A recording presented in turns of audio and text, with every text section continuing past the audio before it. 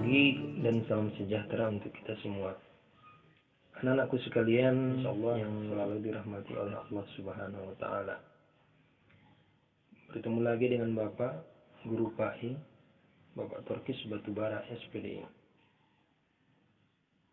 Jadi sesuai dengan materi yang sebelumnya Bapak berikan, ada sekitar 6 bab, di mana bab yang pertama adalah beriman kepada kitab-kitab Allah Subhanahu wa Ta'ala. Jadi di sini bab yang pertama ini akan Bapak jelaskan tentang pengertian dan penjelasan-penjelasan kitab-kitab yang Allah turunkan kepada para nabi-nabi kita, ya.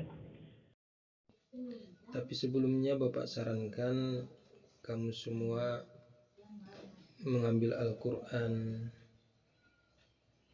supaya kita sama-sama bacakan materi atau ayat Al-Quran yang berhubungan atau yang berkaitan dengan materi kita pada pagi hari ini. Baiklah, kita lanjutkan pembacaan ayat Al-Quran surah Al-Baqarah ayat 285. Kami simak baik-baik. A'udzu billahi minasy syaithanir rajim. Bismillahirrahmanirrahim. Amanar rasulu bima unzila ilaihi min rabbih wal mu'minun. Kullun amana billahi wa malaikatihi wa kutubihi wa rusulihi la nufarriqu baina ahadin min rusulihi wa qalu sami'na wa ata'na ghufranaka rabbana wa ilaikal masir. Sadaqallahul azim. Jadi bab yang pertama di situ adalah beriman kepada kitab-kitab Allah Subhanahu wa Ta'ala. Nah, tentunya beriman kepada kitab-kitab Allah adalah salah satu dari rukun iman. Kemudian yang perlu kita pahami di situ adalah apa pengertian beriman kepada kitab-kitab Allah? Seperti apa pengertiannya? Terlebih dahulu kita bahas pengertian kitab. Kitab adalah wahyu Allah Subhanahu wa Ta'ala yang dibukukan, dan jika dikaitkan dengan iman kepada kitab-kitab Allah, maknanya adalah meyakini dengan sepenuh hati bahwa Allah Subhanahu wa Ta'ala telah menurunkan kitab-kitabnya kepada para rasul untuk disampaikan kepada umatnya sebagai pedoman hidup atau petunjuk bagi umat manusia agar dapat meraih kebahagiaan di dunia dan di akhirat. Jadi meyakini sepenuh hati maksudnya tidak ada keraguan. Kita tanamkan di dalam hati kita tanpa ada sedikit pun keraguan bahwasanya Allah Subhanahu wa Ta'ala telah memberikan kitab-kitabnya melalui para rasul-rasulnya. Definisi lain, kitab-kitab Allah adalah kumpulan wahyu Allah Subhanahu wa Ta'ala yang mengandung petunjuk dan kebenaran. Ajarannya sesuai dengan zamannya. Kandungan isi kitab-kitab tersebut hanya sesuai untuk zamannya masing-masing, kecuali Al-Quran yang berlaku sepanjang masa. Sejalan dengan itu, isi kitab-kitab Allah yang satu berbeda dengan yang lainnya. Setiap mukmin wajib beriman kepada seluruh kitab-kitab Allah, sebagaimana Allah telah berfirman di dalam Al-Quran surah Al-Baqarah ayat 285. Kitab-kitab Allah Subhanahu wa Ta'ala ada kaitannya satu sama lain, berhubungan. Contohnya hubungan Al-Quran dengan kitab lainnya adalah yang pertama, menjadi saksi tentang kebenaran kitab-kitab Allah Subhanahu wa Ta'ala yang sebelumnya. Itu juga ada dijelaskan di dalam Al-Quran surah Al-Ma'idah ayat 48. Kemudian yang kedua apa? Menjawab dan menyelesaikan perbedaan-perbedaan pendapat para penganut agama. Ini juga jelas disampaikan oleh Allah di dalam Al-Quran surah An-Nahl ayat 64. Kemudian yang ketiga, mengoreksi kitab-kitab Allah Subhanahu wa Ta'ala yang sudah diubah oleh manusia yang ingkar. Artinya apa? Mengoreksi kitab Allah.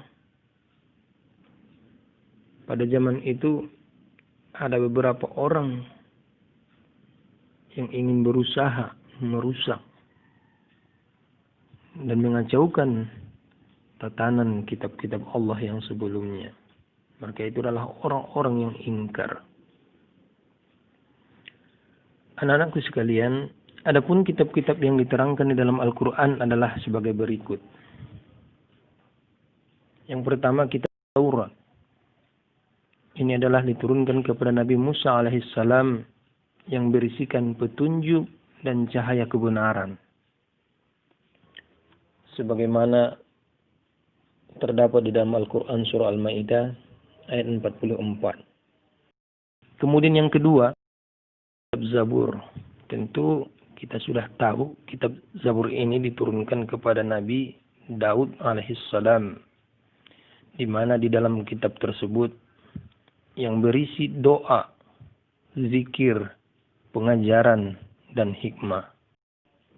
Kemudian kitab yang ketiga adalah kitab Injil yang diturunkan kepada Nabi Isa alaihissalam, di mana yang di dalamnya berisikan petunjuk dan penerangan. Kemudian yang terakhir atau yang keempat adalah yang sudah kita kenal dengan sebutan kitab Al-Quran yang diturunkan kepada Nabi kita Muhammad sallallahu alaihi wasallam, di mana yang di dalamnya adalah berisikan ajaran-ajaran Allah Subhanahu wa Ta'ala untuk memberi petunjuk dan bimbingan yang benar kepada manusia sepanjang masa, mulai dari zaman Rasulullah sampai akhir zaman nantinya, yaitu hari kiamat. Ini sesuai dengan firman Allah di dalam Al-Quran surah Fussilat ayat 42 sampai 4. Maksud Bapak ayat 41 sampai 42. Anak-anakku sekalian, di samping kitab-kitab tersebut Allah Subhanahu wa Ta'ala juga menurunkan sohipah. Apa itu sohipah?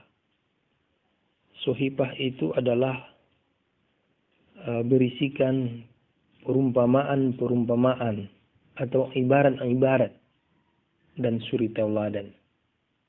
Demikianlah penjelasannya tentang kitab-kitab Allah Subhanahu wa Ta'ala yang diterangkan dalam Al-Quran surah Al-A'la ayat 18 sampai 19. Nah, baiklah anak-anakku sekalian, jadi untuk materi kita pada hari ini Bapak cukupkan sampai di sini. Nah, nanti sebagai tugas untuk kamu,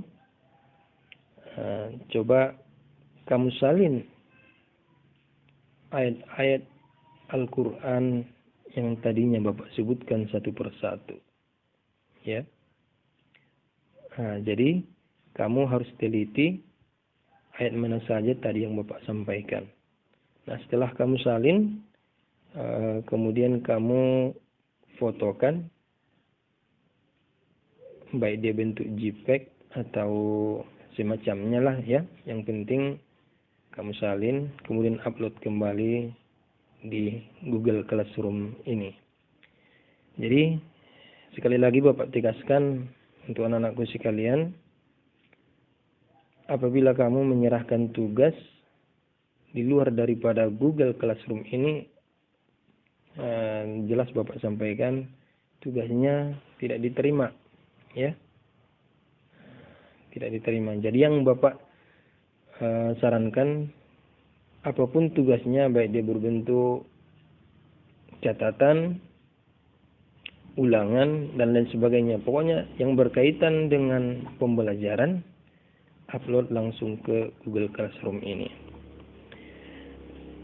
Anak-anakku sekalian, baiklah, mungkin sampai di situ yang dapat Bapak sampaikan. Insya Allah akan kita lanjutkan pada pertemuan berikutnya. Sekian dari Bapak. Assalamualaikum warahmatullahi wabarakatuh.